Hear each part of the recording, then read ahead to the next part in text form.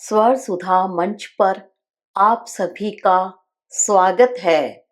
आज सुनिए हिंदी साहित्य जगत की जानी मानी लेखिका सुबोध चतुर्वेदी द्वारा लिखी कहानी उखड़े हुए लोग। आज रमा विचार मग्न होकर बड़ी देर से बालकनी में बैठी थी।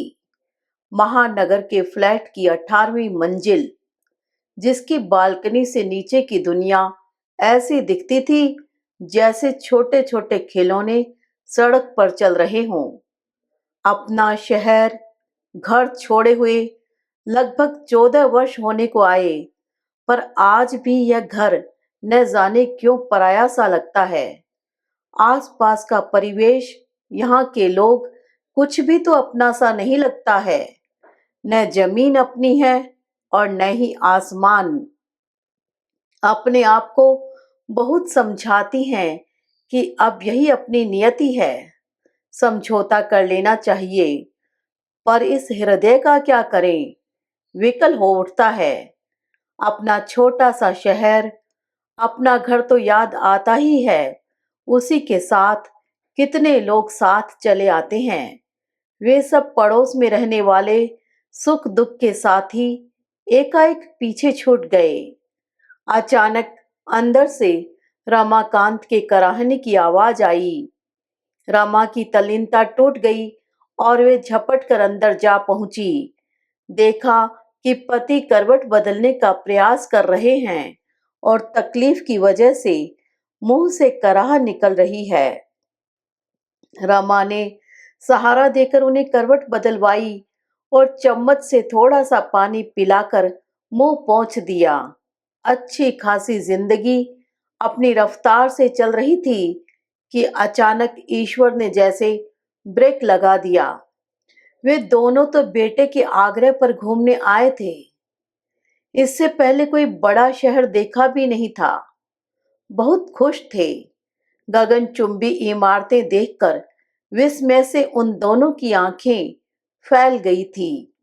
जितनी तेजी से लिफ्ट ऊपर नीचे जाती, उनके हृदय की गति उतनी ही तेजी से बढ़ जाती। आपस में एक दूसरे से अनुभव साझा करते, हंसते हंसते बुरा हाल हो जाता। मन लगाने के लिए घर में नाती था, जो अपनी बाल सुलभ क्रीड़ा से उनका मन मोहता रहता। 4 घंटे के लिए स्कूल जाता, फिर पूरे दिन अपनी प्यारी प्यारी बातों से उन्हें भी बच्चा बनाए रहता। बेटा बहू दोनों नौकरी पर साथ निकल जाते, फिर रात होने तक लौट आते। यहाँ आए हुए 10 दिन हो गए थे। लौटने की तैयारी कर रहे थे कि अचानक रात्रि दारुण स्थिति लेकर आई। रमाकांत का ब्लड प्रेशर अचानक बढ़ गया और जब तक अस्पताल ले जा पाते कि वे लहराकर गिर पड़े। गिरे भी तो ऐसे कि दोबारा अपने पैरों पर खड़े नहीं हो पाए। उन्हें लकवा मार गया। दोनों की दुनिया अंधेरी हो गई। कहाँ तो घूमने आए थे, कहाँ पराश्रित होकर रह गए। बेटे ने इलाज में कोई कसर नहीं छोड़ी। दवा के साथ साथ फिजियोथेरेपिस्ट के पास भी लेकर जाता, परंतु आशाजनक परिणाम नहीं मिला। धीरे धीरे उन लोगों ने इस स्थिति को स्वीकार कर लिया। अब तो लौटने का प्रश्न ही नहीं था। अकेले वहां रहकर पति की देखभाल करना उनके वश में नहीं था। एक दिन की तो बात नहीं थी, रोज किसका मुंह देखती। नियति को स्वीकार कर लिया। रमाकांत बोल भी नहीं पाते थे, इशारों से अपनी बात समझा देते। अपराध बोध से ग्रस्त रहते। कई बार इस स्थिति के लिए रमा से क्षमा मांगने का इशारा करते। रमा उन्हें तसल्ली देती, समझाती कि इसमें उनका कोई दोष नहीं है, परंतु रात को छिप छिप कर अश्रु बहाती। इस स्थिति की तो उन्होंने कल्पना भी नहीं की थी। एक पिंजरे में बंद पंछी की तरह फड़फड़ा कर रह जाती। अपना घर आंगन याद आता, अपनी रसोई याद आती, जहां की वे मालकिन थी। इस 2 कमरे के फ्लैट में उनका दम घुटता है। यहाँ तो किसी पड़ोसी का नाम भी नहीं मालूम।